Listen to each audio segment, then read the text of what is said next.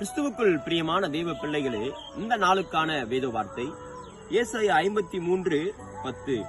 கர்த்தருக்கு சித்தமானது அவர் கையினால் வாய்க்கும். ஆம் பிரியமானவர்களே, இந்த உலகத்துல நீங்கள் அநேக காரியங்களை பிரயாசப்படலாம், முயற்சி செய்யலாம். ஆனால் இன்றைக்கு உங்களை பார்த்து ஆண்டவராக இயேசு கிறிஸ்து சொல்லுகிறார், கர்த்தருக்கு சித்தமான காரியமே அது வாய்க்கும்.